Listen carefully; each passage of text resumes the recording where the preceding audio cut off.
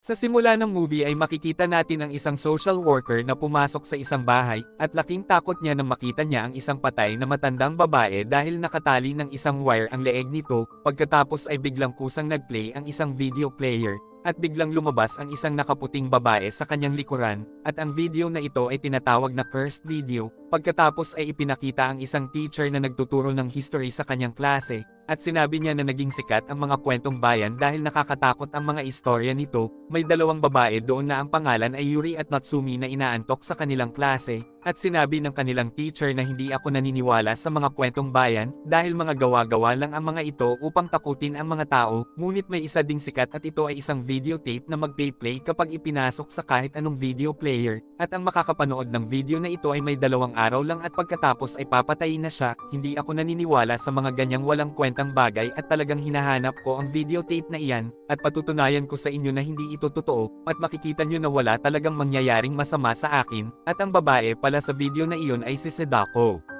Sinabi ng teacher sa kanyang mga estudyante na kung sino sa inyo ang makapagbibigay ng videotape sa akin ay bibigyan ko ng malaking pera, at sa kantin ay sinabi ni Yuri kay Natsumi na humanap ka ng video player dahil mayroon akong isang DVD ng kasal ng aking mga magulang. Pagkatapos ay naghanap na sila ng DVD player sa isang store, nakakita na sila ng isang DVD player at tiningnan nila ito pagka-uwi, at mayroon na palang isang videotape sa loob nito kaya't iplinay nila ito.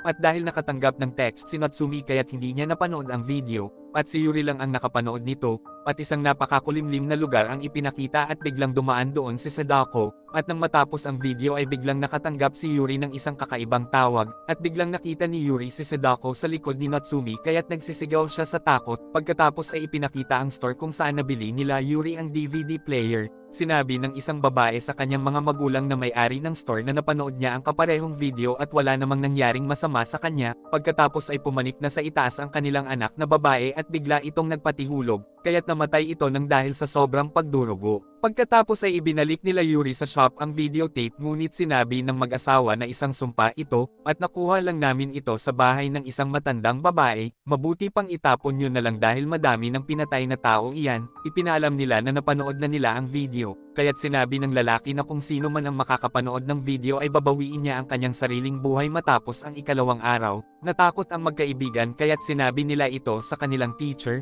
Kinuha ng teacher ang tape at sa kanya pinanood ito. Talagang excited siya nung unang ngunit bigla siyang nakaramdam ng mga kakaiba, at pagkatapos ng video ay biglang may tumawag sa kanya at nang sagutin ay sumakit ang tenga niya. Pagkatapos ay dinala niya sila Yuri sa isang exorcist at sinabi nito na sumanib ang kaluluwa ni Sadako kay Yuri. Binigyan niya ng tubig si Yuri ngunit hindi naman mainom ito ni Yuri, at nang buhusan niya ng tubig si Yuri ay biglang namuti ang mga mata nito, at pinatay ni Yuri ang kanyang assistant. Pagkatapos ay lumapit si Yuri sa exorcist upang mapatay niya ito, ngunit sinaniban din ang exorcist at sinakal niya ang kanyang sarili. Sinubukan siyang tulungan ng teacher ngunit inatake niya ito, at ngayon ay pareho na silang sinaniban. Kinuha ni Natsumi ang tape at sinabing papanoorin ko ang video na ito upang mapunta ang sumpa sa akin at nang mailigtas ko ang buhay mo. Pagkatapos ay dumating si Kizo na may kasamang isang bulag at psychic na batang babae na si Tamao. Sinabi niya kila Yuri na hindi niyo na dapat panoorin ang video kung alam niyo na ito, at mayroon kaming solusyon para dito. Hindi natatakot si Sadako sa mga kaluluwa na mas mahina sa kanya, at takot siya sa malalakas na mga kaluluwa, at kung maglalaban ang dalawang mga kaluluwang ito ay mawawala na talaga ang sumpa at makakaligtas na kayo. Pagkatapos ay sinabi ni Kizo kay Yuri na umalis ka na dyan, at ang pinapaalis niya talaga ay si Sadako na nasa katawan ni Yuri, at biglang may lumabas na ilang buhok sa bibig ni Yuri at itinago ito ng lalaki sa isang tela. Ibig sabihin na lumabas na si Sadako sa katawan ni Yuri, at nang maliligaw na si Natsumi ay laking takot niya na makakita siya ng mga buhok sa banyo. Sinabi ni Yuri na in-upload ko sa internet ang video upang mapanood ito ng mga tao dahil natatakot ako at ayokong mamatay ng mag-isa. Alam kong nagkamali ako kaya't binura ko na din ito ngunit madami nang nakapanood at nag-download ng video. Pagkatapos ay tinangka ni Yuri na bawiin ang kanyang sariling buhay, ngunit bago pa man niya magawa ay inatake at pinatay na siya ni Sadako, at makikita naman natin na nagpunta sina Keizo at Tamao sa isang lumang bahay, at nakakita sila doon ng isang kakaibang balon sa labas. Pagkatapos ay sinabi ni Keizo kay Suzuka na huwag kang papasok sa bahay dahil mamamatay ka, at kinagabihan ay makikita natin si Suzuka na nakatingin sa labas ng bintana, at nakita niya sa haunted house ang kaluluwa ng isang bata at pinuntahan niya ito, at nang marinig siya ng kanyang mga magulang ay sinundan siya ng mga ito, at nagsisigaw sa takot si Suzuka nang makita niya si Toshio, at pagdating ng kanyang mga magulang ay pinatay ni Toshio ang kanyang ama, at pagkatapos ay nakita nilang unti-unting bumababa si Kayako sa hagdan.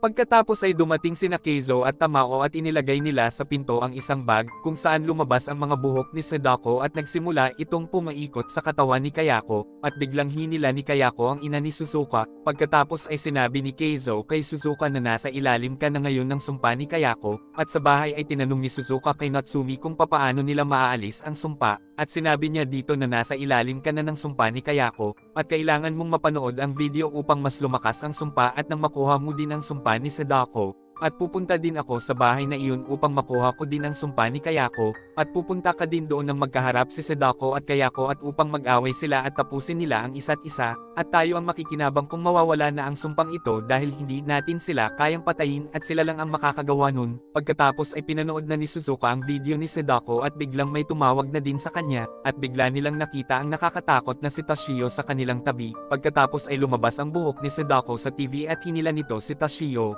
At ilang sandali ay hirap na lumabas si Kayako at makikitang nakakapit sa kanya ang mga buhok ni Sadako. Ibig sabihin na matindi silang naglaban ni Sadako. Pagkatapos ay pumasok na si Keizo at inihagis niya ang videotape sa harap ni Kayako. Sinira ni Kayako ang videotape ngunit pinigilan siya ni Sadako. At pagkarating nila Natsumi sa balon ay sinabi ni Keizo sa kanila na isa sa inyo ang kailangan na magbigay ng buhay bilang isang sakripisyo, dahil pareho kayong sinaniban kaya't pag may isa sa inyong tumalon sa balon ay siguradong hahabulin kayo ni Sadako at Kayako, ngunit mamamatay kung sino ang tatalon at kasabay nito ay mamamatay din sina Sadako at Kayako. Pagkatapos ay tumayo na si Natsumi sa balon at sa kanyang pagtalon ay inatake siya ng magkasabay nila Sadako at Kayako. At sa halip na makulong sila sa balon ay naging mas malakas pa silang mga espiritu. Pagkatapos ay pinatay nila si Natsumi, at isinara na ni Suzuka ang balon upang hindi na makalabas ang mga ito, ngunit nakalabas pa din sa balon ang nagsanib na sina Sadako at Kayako at isa na silang napakalakas na espiritu na si Sadakaya, at sinaniban nito si Tamao kaya't nakita nito si Toshio, at sa huling eksena ay makikita natin na biglang inatake ni Sadakaya si Suzuka. At dito na po nagtatapos ang ating movie. Mag-subscribe ka na po Lods para sa magagandang mga movie na katulad nito. Maraming salamat po sa iyong panunood at pagsuporta. Ingat po palagi Lods. God bless.